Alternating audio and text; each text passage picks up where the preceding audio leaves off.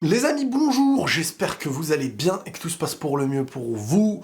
On se retrouve aujourd'hui pour une bonne vidéo sur l'actualité football, questions-réponses, on répond à vos questions et on revient sur l'après-week-end de cette Liga, du Barça, du Real Madrid.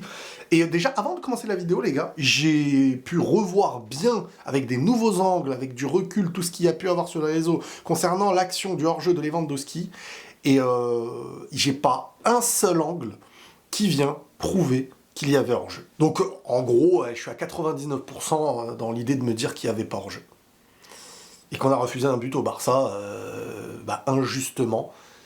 Et que oui, peut-être ça aurait changé le match, et je pense que ça aurait changé le match, mais bon. Voilà, je tiens quand même à dire les choses comme je les ai vues, pour être droit dans mes pompes, comme on dit, droit dans les pompes, toujours droit dans les pompes, hein, ça change de certains, là. Surtout toi, pas très droit dans tes pompes, tu mets même les pompes à l'envers, tellement. Bon, on revient dans les questions qui seront évoquées autour de certains sujets. Penses-tu que Mbappé peut être un bon neuf à l'avenir si tous les problèmes psychologiques s'en vont? Alors, pour le sujet Mbappé, déjà, y a des choses qui sont sorties aujourd'hui. Hein. Je veux dire, là, on est en train d'évoquer vraiment le cas mental. Alors, mental dans quel aspect? Lié à une dépression ou mental, actuellement, mentalement, c'est dur. Même là, on n'a pas les... Mais bon, il serait avec des spécialistes autour de lui. Moi, je pense qu'il y a quand même une forme de déprime sur le moment. Donc, je ne rentrerai pas dans le jeu, même si je le fais pas spécialement, ça. Ça m'arrive de me moquer comme ça des gens pas en forme. De dire, ah, nul, machin, truc. Je crois, j'ai pas l'impression. En tout cas, j'espère ne pas rentrer dans ce jeu-là.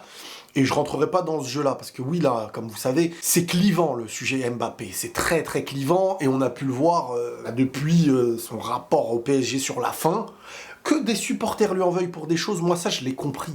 Là-dessus, il n'y a pas de problème. Qu'on se mente à nous-mêmes parce qu'on n'a pas apprécié le joueur et qu'on est en train de dire, limite, ça fait 3 ans qu'il ne sait plus tirer une bille de mettre un pied devant l'autre, ça, c'est pas vrai. Déjà, le niveau de Kylian a vraiment baissé à partir de 2024, en janvier. En gros, à partir du moment où, logiquement, en interne, il aurait signé avec le Real et qu'il aurait évoqué sa volonté de départ sans prolonger. Et à partir de là, on a eu quand même un Kylian qui n'était plus celui qu'on reconnaissait jusqu'à avant. On a quand même reconnu le joueur qu'il était.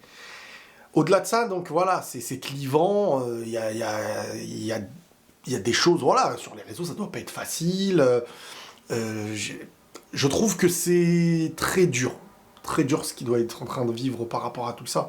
Vous savez, comme disait, je sais plus si c'est Konaté, tu peux avoir tout ce qu'il a, mais ne pas l'envier de sa situation. Voilà, maintenant, hors mental, est-ce qu'il peut revenir moi, je vous ai toujours dit, je vous l'ai répété, et aujourd'hui, je vous le répète, si Mbappé est à ce niveau aujourd'hui, ce n'est pas à cause du poste. Est-ce qu'il est peut-être meilleur dans certains postes? Bien entendu. Mais est-ce qu'il est au niveau actuel à cause d'une histoire de poste? C'est faux. 100% faux. Que des gens puissent débattre de ça en pensant que le mettre à gauche, oui, à gauche peut-être il aura des réflexes meilleurs, mais dans les gros matchs, dans les gros trucs, on le voit. À l'Euro, on l'a vu. C'est pas une histoire de poste. Maintenant, est-ce que de temps en temps le voir à gauche, Vini dans l'axe, il joue bien, il est partout, il court plus. Moi, pourquoi pas si ça fonctionne, faut essayer des choses. T'as testé des trucs de psychopathe, Carlo Ancelotti. Donc pourquoi pas? Moi, ça me gêne pas. Mais ce n'est pas une histoire de poste. C'est pas une histoire de poste. Est-ce qu'il a coulé et il ne reviendra jamais à son niveau? Peut-être. Ça, j'en sais rien. Est-ce qu'il reviendra à son niveau? Peut-être aussi. Il est très jeune. Donc là, on est en train de me dire peut-être jusqu'à ses 35 ans. Pendant 10 ans, ça y est, il ne peut plus rejouer bien au foot. Je sais pas. Moi, je pense qu'il vit l'une des phases sportives les plus difficiles, la plus difficile de sa carrière. Et ce qu'il va faire de cette phase-là, ça y est, peut-être l'année prochaine, tu reviens. L'année dernière, Lewandowski, on se dit, ça y est, il ne peut plus revenir à son meilleur niveau, on voit le Lewandowski de cette année. On a déjà vu Zidane, quand il arrive au Real, c'était très compliqué aussi. On a vu Benzema pendant longtemps, alors chacun dans un contexte différent, bien entendu. Et le contexte de Kylian peut aussi dire, t'étais au sommet, retrouver le sommet, c'est presque un peu... On sait pas, mais quoi qu'il arrive, en vrai... il y a possibilité de revenir au niveau. Ensuite, ça va dépendre mentalement, comment il reviendra. Ça va dépendre sportivement, ça va dépendre de beaucoup de choses. Mais aujourd'hui, c'est un adulte et il faut qu'il fasse ses choix. Il faut qu'il fasse des choix qui seront les siens. Mais pour moi, oui. Pour moi, oui, il peut très très bien revenir. Mais pas maintenant, tout de suite là. Le temps du présent comme ça, non. Je pense qu'il faut quelque chose, il faut du temps. du temps. Ou pas, après on sait pas, encore une fois, ça c'est mon... Y a-t-il trop de matchs? Alors, je pense qu'il y a trop de football. Pour des gens comme nous, qui bossons grâce à ça, on voit du foot, on partage avec les gens, avec les passionnés. Non, il n'y en a pas trop. Bon, il pourrait y en avoir tous les 2 jours, carrément. Mais je pense que les joueurs, limite même, je trouve que qu'il y en ait tout le temps, ça retire presque même de la lucidité, j'ai l'impression. Et physiquement, vous savez, c'est peut-être pas le fait qu'ils jouent autant, mais qu'ils se préparent à jouer autant. C'est-à-dire qu'on doit les conditionner physiquement à des choses vraiment différemment, d'une manière différente qu'à l'époque. Et le fait de les conditionner, bah, c'est des êtres humains, peut-être qu'ils ont des trucs à bouffer en plus, ou j'en sais rien. Et donc leur santé, bah, il n'y a jamais eu autant les croisés. Je suis choqué. Militao, il s'est fait les croisés, les gars. On en a parlé un après-match, fin, ça y est, on n'en parle même plus, limite. Je vois même des gens parler après le match, et on en a parlé, mais voilà, après ça, on revient sur les sujets comme si le mec ne revenait pas dans 1 an, ou peut-être qu'on le reverra peut-être plus au Real, ou peut-être qu'il sera plus titulaire jamais, ou... On se rend pas compte, mais cette blessure, elle est devenue presque anodine à nos yeux. Comme si on disait, ouais, il s'est blessé pour 1 mois, pour 2 mois. C'est choquant, ça. Donc je pense qu'on prépare le corps d'un joueur. Son corps humain n'est pas fait pour être autant charbonné, pour autant jouer.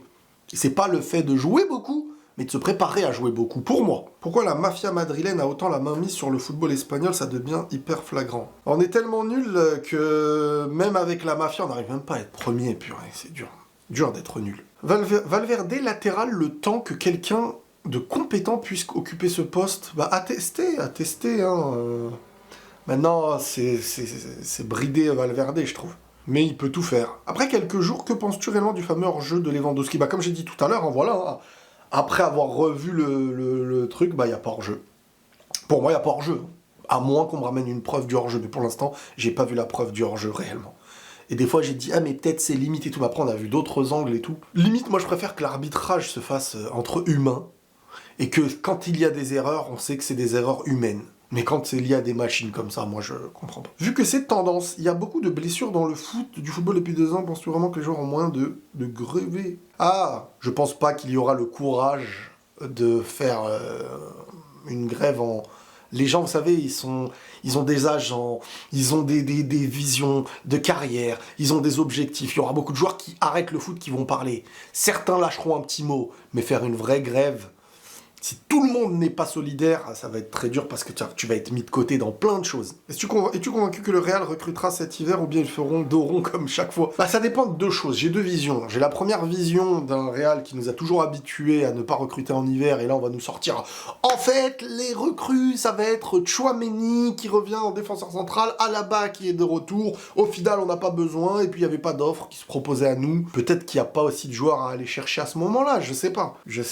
Mais pour l'instant, je me dis pas que tu vas ramener un gros nom ou un truc comme ça. Puis il y a de la jeunesse, pourquoi pas essayer certains de la jeunesse aussi à monter. Mbappé est un caprice de Pérez, il arrive avec aucun poste disponible, neuf, mais c'est un joueur de couloir, qu'en penses-tu?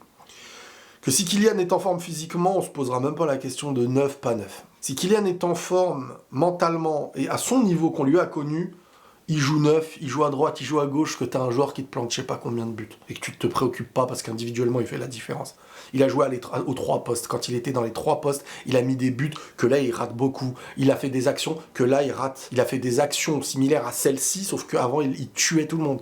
Donc ce n'est pas une histoire de poste. Maintenant, oui c'est vrai que si tout de suite là, tu prends la méforme du joueur, ou tu me dis, il y a un Haaland devant, bah forcément on va se dire, Haaland là c'est 10 fois plus cohérent, moi le premier, c'est logique, mais c'est refaire l'histoire, et je pense que, j'ai liké sans faire exprès là, je pense que c'est pas une histoire de Mbappé n'est pas numéro 9, c'est pour ça qu'il s'intègre pas, je pense pas du tout pour moi. N'as-tu pas trop gonflé le Barça en disant qu'on les reverrait plus en Liga, et qu'il faut bien 2 équipes, une en Liga et c'est une autre en LDC. J'ai pas gonflé trop le Barça parce que pour l'instant ils sont toujours devant toi à 6 points d'avance, alors ils ont un match en plus, mais t'es pas assuré de gagner ton match aussi, qui mènerait à, si tu le gagnes, 3 points d'écart avec le Barça.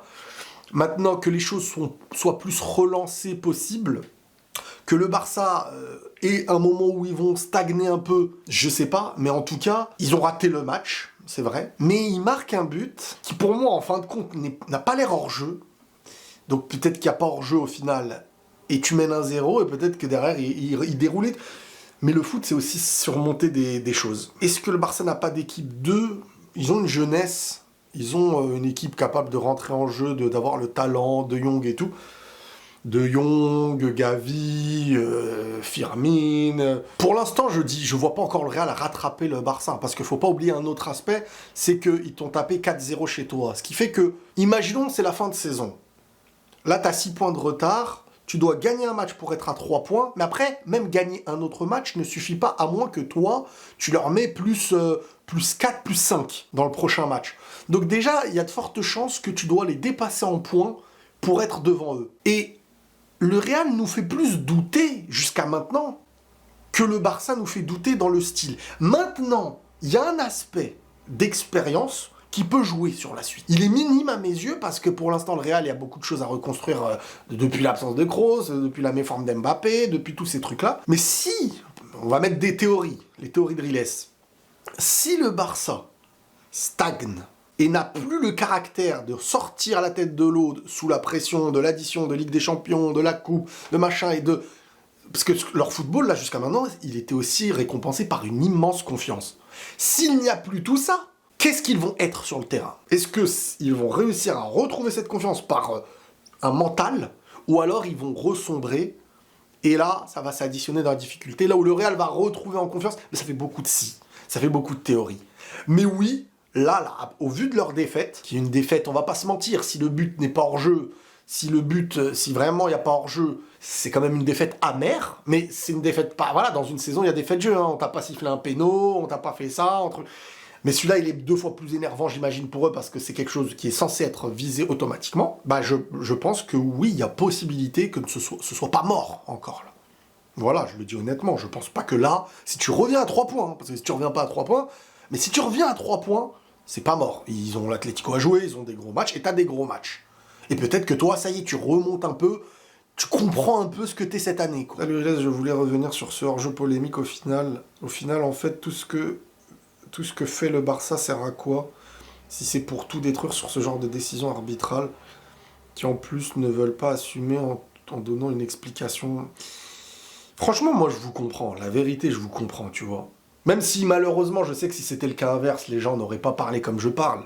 Et c'est ça qui m'énerve, des fois, d'essayer de comprendre quand toi, on veut jamais te comprendre. Et quand on va dire « Ah, pleure, machin, oui, mais pour une fois, toute votre vie, ça répète pour une fois quand ça fait 10 fois, 20 fois. » Mais je vais pas rentrer dans ce jeu-là, parce que c'est pas mon principe. C'est pas mes principes, même, je dirais. Mais moi, je vous comprends à 1000% si vraiment il y avait pas hors-jeu et que ça a été signalé hors-jeu, et j'ai l'impression que ça a été signalé hors-jeu. Déjà, en vrai, pour moi, c'est signalé hors-jeu à tort.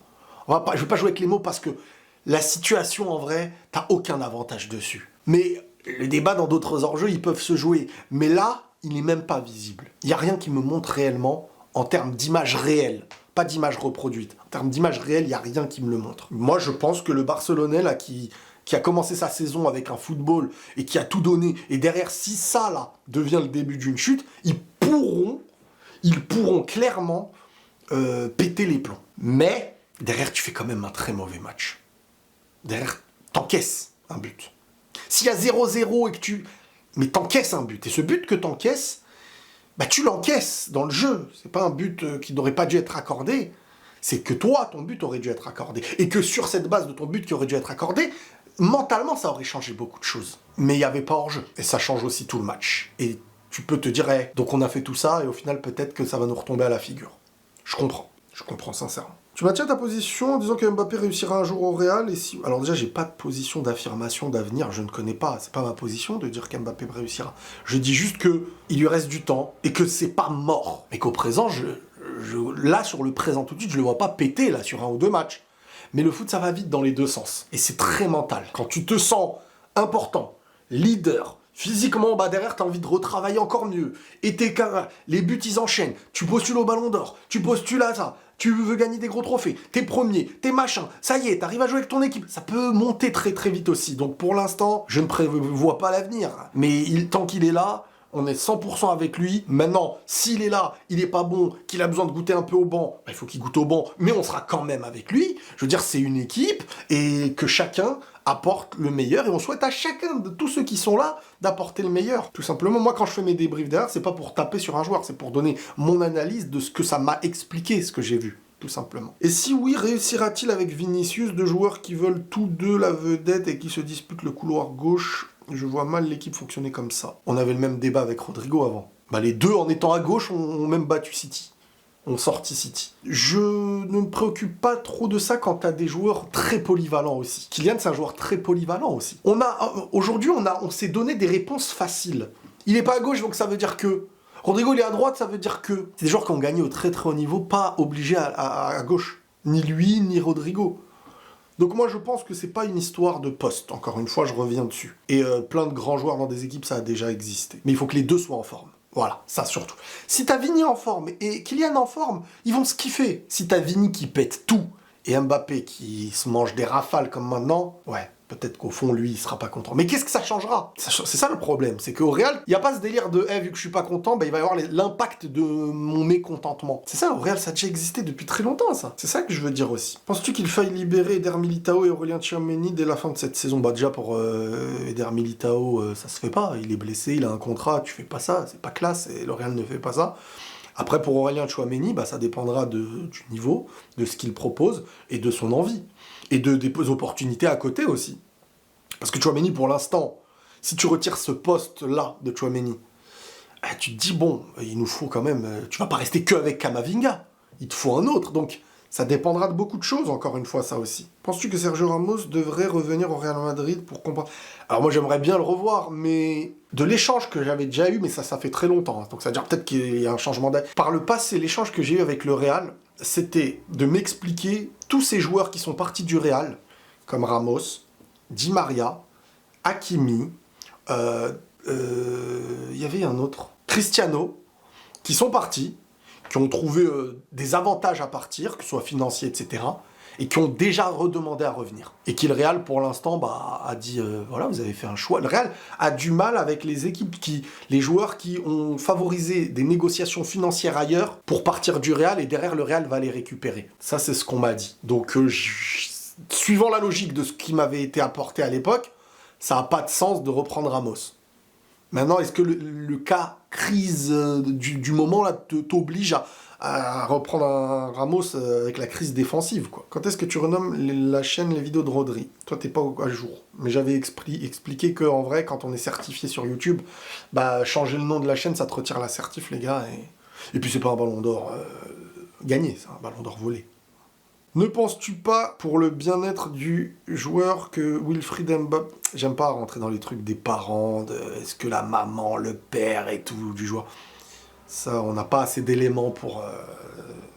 Je peux rien confirmer, voilà, ça j'en sais rien. Vous savez, c'est pas mon sujet. Salem Riles, la Liga est-elle relancée? En suspense, oui. Si le Real regagne son match en moins, hein, ouais, le match en moins qu'ils ont à jouer... Si le Real le gagne, parce que si le Real ne le gagnera pas, non, forcément. Et j'espère qu'il n'aura pas lieu à perpète, sinon on sera toujours à 6 points, et dans ta tête, t'es pas en train de perturber autant les adversaires. Davis et Trent Alexander-Arnold... Les gars, pour ceux qui suivent Liverpool, Alexander-Arnold, tiens, je compte sur vous dans les commentaires, voire même en privé si vous voulez venir bien m'expliquer, c'est quoi son niveau en ce moment, Alexander-Arnold? Je compte sur vous, je vous envoie en tant que recruteur, les gars. Donc qu'est-ce que j'en pense? Alexander-Arnold, de ce que je connais de lui... C'est un joueur quand même qui a une sacrée patte et qui apporte un aspect maîtrise plus que défensif. Mais le Real a aussi besoin maintenant de cet aspect maîtrise, de cette passe de génie, de ce corner bien placé, de cette longue passe. Ouais, quand tu as des joueurs devant comme Kylian, Rodrigo, Mbappé, Bellingham et tout, tu as besoin de la patte. Carvajal, rappelez-vous sa patte, ses centres, combien de fois ça a fait du bien contre le Barça, etc. en Ligue des Champions. Donc oui, et... Davis, pour les dédoublements offensifs, ça peut être hyper important aussi, sur l'apport, la puissance, la maîtrise, quand même, ouais. Moi, je serais pour. Penses-tu que Alaba peut encore servir au Real Madrid cette saison? Franchement, avec le Real, moi, je sais pas pourquoi, Alaba, j'ai encore un peu d'espoir pour Alaba. Déjà, moi, il y a un truc que je trouve à Alaba, que je trouve pas à Militao, c'est cette possibilité d'offrir de la complémentarité avec Rudiger, qui est le joueur indéboulonnable de la défense. Et Alaba et Rudiger, c'est carré. T'en as un qui est plus dans la maîtrise au pied, il a une sacrée patte gauche, et t'en as un, et puis c'est un vrai leader, hein. Tu reprends un leader, moi je suis impatient de revoir Alaba, vraiment impatient. Maintenant, c'est sur quel aspect je suis impatient? Bon, déjà, dernièrement, il avait coulé avant de se blesser, et j'ai envie de voir, pourquoi ne pas l'essayer au milieu? Il a déjà joué au milieu défensif, mais après ça perturberait beaucoup de choses. Mais j'ai envie de le revoir dans le duel. Aérien, physique, anticipation et tout. S'il a pas perdu et tout, et c'est ça qui serait important. Mais moi, je suis quand même impatient de le revoir. T'es pour Gyökeres au Barça? Bah, je suis pour Gyökeres dans un gros club, et il ira dans un gros club. Maintenant, au Barça, ça me fait un peu peur quand même. Un petit peu, franchement, un petit peu. Voilà les amis, pour cette vidéo, j'espère qu'elle vous aura plu, n'hésitez pas à liker, c'est la trêve, et on se tient au jus très prochainement, et au passage, n'hésitez pas à vous abonner à mes autres chaînes, hein. Prenez tous soin de vous les amis, et la paix sur vous.